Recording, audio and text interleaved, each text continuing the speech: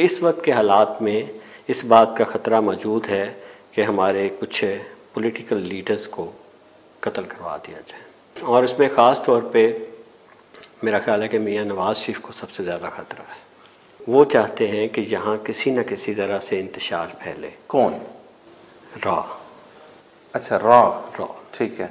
देखिए, पाकिस्तानी जो फोर्सेस हैं ना, वो तो हर लिहाज से हर लीडर को जो है प्रोटेक्ट करेंगे, ठीक है, क्योंकि वो कभी नहीं चाहेंगे कि उनके मुल्क में कोई ऐसा मसला हो जो इंतशार का बायस बने।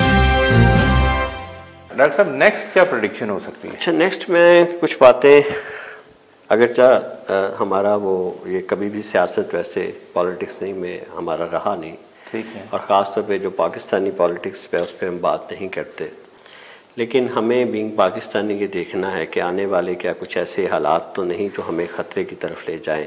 ओके। देखिए, मैं समझता हूँ कि पाकिस्तान में इंतशार फैलाने की बहुत कोशिश हो रही है, और ये पिछले कई दहाइयों से कोशिश है कि पाकिस्तान में इतना इंतशार फैल जाए कि ये मज़ीद टूट जाए। उसकी क्या वजह हो सकती है?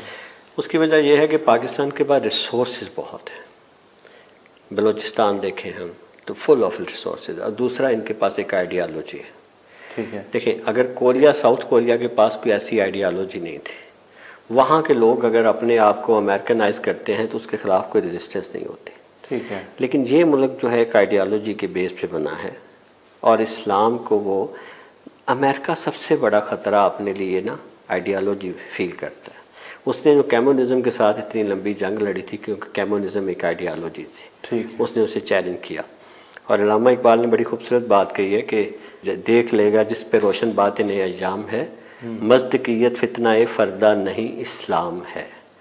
कि कल उन्होंने उस वक्त कहा था कि आने वाले कल में तुम लोगों को पता चल जाएगा कि जो कैपिटलिज्म अमेरिका और यूरोप का असल मुकाबला मज़दकियत या कम्युनिज़म से नहीं है, असल ख़तरा तो नहीं इस्लाम से है, क्योंकि इस्लाम पूरी तरह एक सोशल, पॉलिटिकल और इकोनॉमिकल सिस्टम देता है। सही।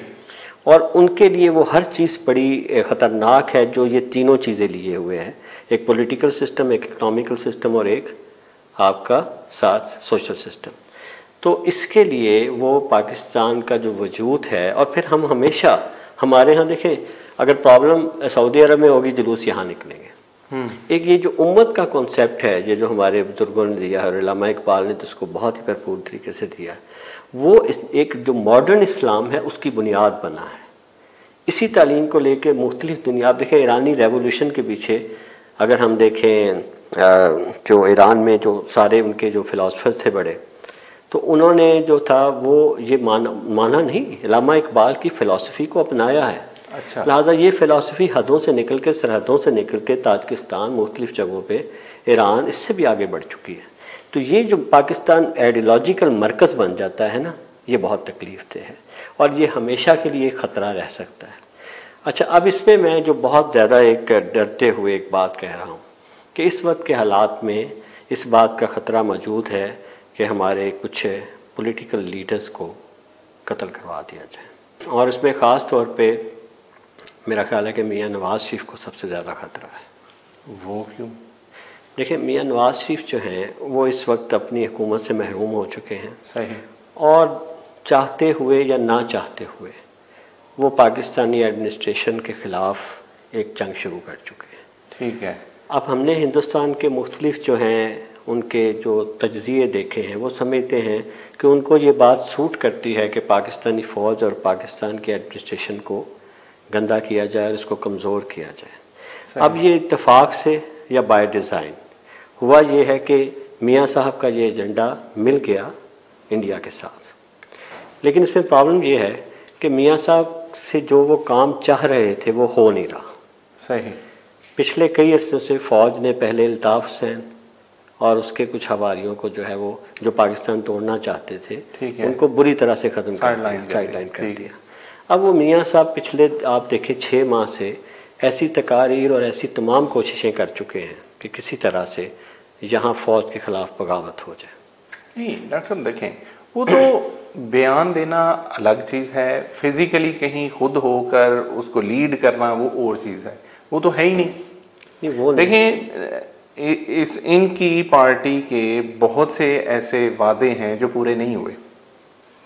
अब मियाँ साहब को कत्ल करवाने का क्या लॉजिक समझ नहीं आ रहा। देखिए बात यह है कि वो चाहते हैं कि यहाँ किसी न किसी तरह से इंतशार फैले। कौन? रॉ। अच्छा रॉ। ठीक है। देखिए पाकिस्तानी जो फोर्सेस हैं ना, वो तो हर लिहाज से हर लीडर को जो है प्रोटेक्ट करेंगे। ठीक है। क्योंकि वो कभी नहीं चाहेंगे कि उनके मुल्क में कोई ऐसा मसला हो जो इंतशार का बायस बने। ठीक है। लेकिन आप इमेजिन करें, मियाँ साहब अपनी तकारीर में बहुत दफ़ा कह चुके हैं कि फ़ौज के ख़िलाफ़ आ जाओ, नाम भी लिया। ठीक है। लेकिन वो तहरीक पैदा नहीं हो सकी, जहाँ मौलाना फजल रहमान साहब और मरियम ने बाकायदा उसको बहुत ज़्यादा कोशिश की। ठीक है। लेकिन किसी न किसी वजह से अवाम में वो पॉपुलैरिटी नहीं पा सकी और वो लोग सड़कों पर आके उन्होंने एहतजाज नहीं किया। ठीक है। अब ये एक लिहाज से उस रॉ के एजेंडे, मैंने बिल्कुल फिर कह रहा हूँ कि ज़रूरी नहीं कि मियाँ साहब उनके हाथों में खेल रहे हों। ठीक है। लेकिन वो क्योंकि बाय डिज़ाइन मिल गया। अब लेकिन ये होगा कि आप फ्यूचर में देखें कि अगर वो मियाँ साहब से वो काम नहीं हो रहा जो उनके ख्याल में होना चाहिए, मुल्क में इतना इंतशार पड़ जाए कि मुल्क हमारा जो है वो इस नहज पे पहुँच जाए, जैसे शाम बर्बाद हुआ है, जैसे इराक बर्बाद हुआ है। ठीक है। तो फिर क्या होगा? फिर उनके हाथ से आखिरी पत्ता निकल जाएगा। और अब फ़र्ज़ करें इलेक्शन के साल में, जैसे आपको याद होगा जब बेनज़ीर कत्ल हुई थी तो इस बात के चांसेस कम थे कि पीपल्स पार्टी हुकूमत में आ जाए, लेकिन सिंपैथी वेव इतनी ज़्यादा हुई कि बेनज़ीर हुकूमत में आ गए, जरदारी साहब हुकूमत में आ गए। ठीक है। खुदा ना खास्ता अगर उस साल किसी वजह से उन्हें पाकिस्तान बुलाया जाए या पाकिस्तान लाया जाए और यहाँ मियाँ साहब कत्ल कर दिए जाएं, तो सारे का सारा इल्ज़ाम जो है वो पाकिस्तानी एडमिनिस्ट्रेशन पर दे के एक ऐसी सिंपैथी वेव उठेगी कि सारे का सारा वोट जो है वो नून लीग को मिल सकता है। मतलब कहने का ये आपका पॉइंट आया कि इंटरनेशनल जो इस्टेब्लिशमेंट है वो लास्ट इलेक्शन से 1 साल पहले उन्हें बुलवाएगी और उनको पाकिस्तान की पॉलिटिक्स के अंदर इन्वॉल्व करेगी। उसके बाद ये सारा वाक़या होगा सिर्फ नून लीग को ऊपर लाने के लिए, जैसे एग्जैक्ट बेनज़ीर के साथ हुआ था। नहीं देखें, अगर गौर करें तो अभी भी एक मैसिव पब्लिक जो है वो नून लीग के साथ है। पंजाब में तो मैसिव कह सकते हैं, लेकिन फिर क्या वोट और मज़ीद लेने हैं और एक स्ट्रॉन्ग पावर बना के लानी है। देखिए बात ये, पहली बात तो ये है कि अभी तक मेजॉरिटी मुस्लिम लीग नून के पास नहीं है। ठीक है। दूसरी बात यह है कि मियाँ साहब खुद जो हैं वो डिफ़ॉल्ट कर चुके हैं, वो इलेक्शन नहीं लड़ सकते। सही। तीसरी बात, मरियम भी ये इलेक्शन नहीं लड़ सकते। सही। और चौथी बात यह है कि बज़ाहिर लगता नहीं है कि वो जिस रास्ते पे चल रहे हैं उस रास्ते में कंप्रोमाइज़ हो, क्योंकि उनको कोई कंप्रोमाइज़ करने नहीं दे रहा। सही। और उन लोगों का हर हालत में ये एजेंडा कामयाब होना चाहिए कि पाकिस्तान किसी तरह इंतशार में चला जाए। मैं फिर कहूँगा आपसे, मैं देखें ये प्रेडिक्शंस हैं, ये मोस्ट प्रोबेबिलिटी है, जो एक स्ट्रॉन्ग लाइन हो सकता है ना हो और अल्लाह ना करे ऐसा हो, लेकिन मैं कहने का मतलब ये होता है कि सुनने वाले भी इसको ज़रा जहन में रखें और वो लोग जो हैं वो भी अपनी हिफाजत का ख्याल रखें।